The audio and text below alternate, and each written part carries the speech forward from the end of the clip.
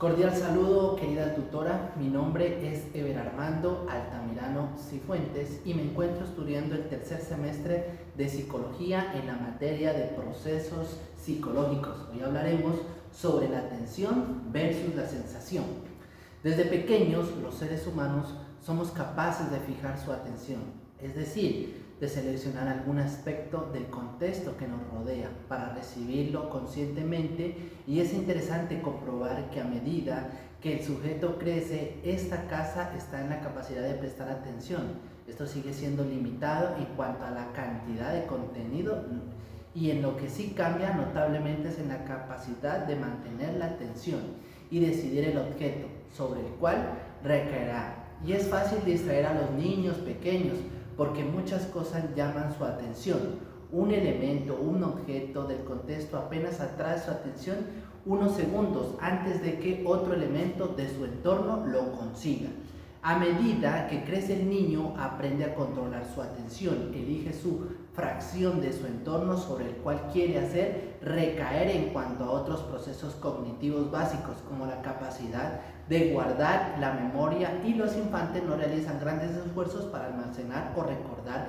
Esto solamente sucede cuando sonríen al ver la cara de su madre o se inquietan al ver su tetero. Es decir, la memoria de los pequeños parece depender más de que un esfuerzo mental específico a la efectividad ligada a la percepción. Solo cuando asiste al medio escolar se puede comprobar indicios y esfuerzos voluntarios e intencionados para conservar o guardar algo en su memoria, probablemente porque esa etapa de su vida se ven obligados a aprender cosas que con escasa carga afectiva se dé orden de ideas. Y esto puede señalarse a lo bien como lo establece Viramonte, que los procesos cognitivos básicos son aquellos que la percepción, la atención, la memoria, la atención se da cuando el receptor empieza a captar activamente lo que se ve, lo que se oye y lo que comienza a fijarse.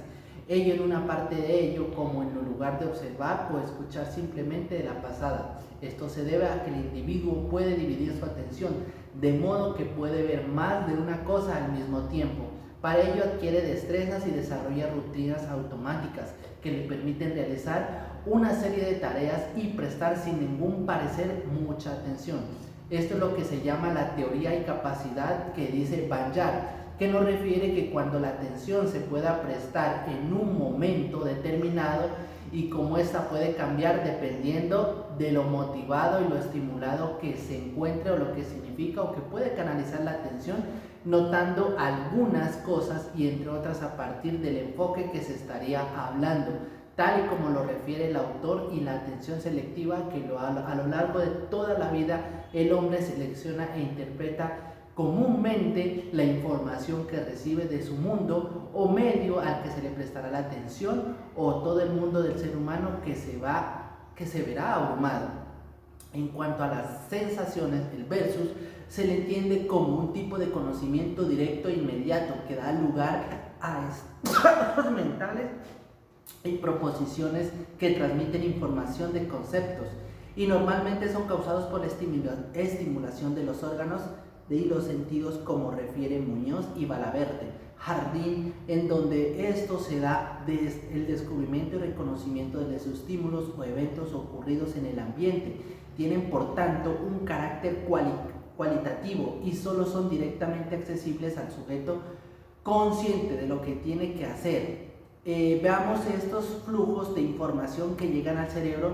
Son una especie de respuesta de los órganos sensoriales y de los estímulos externos que resulta entonces natural, es decir, que el ser humano consciente del mundo a través de los sentidos. Usualmente en los estudios sobre la sensación se toma la visión como un parámetro de estudio y de procesamiento sensorial, el cual se da de la siguiente manera: la traducción, el campo receptor, la detección del contraste, la organización topográfica, la organización modular y columnar, y la base de organización funcional de la neocorteza, el procesamiento jerárquico.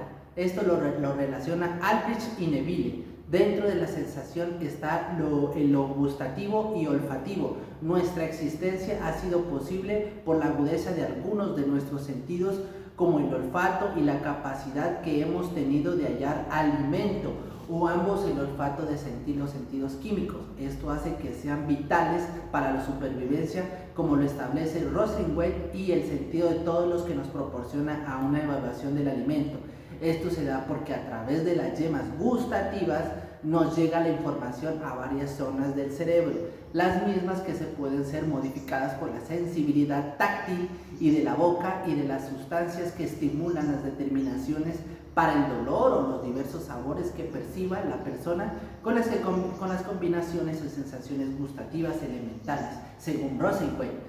Batista, las cuales las porciones olfativas figuran entre las primeras estructuras cerebrales desarrolladas en los animales primitivos. Ellas nos permiten percibir ciertas sustancias químicas del aire o de lo que denominamos olor, a diferencia de otras neuronas. Las que tienen que ver con el olfato constantemente se degeneran y estas son reemplazadas por las células nuevas.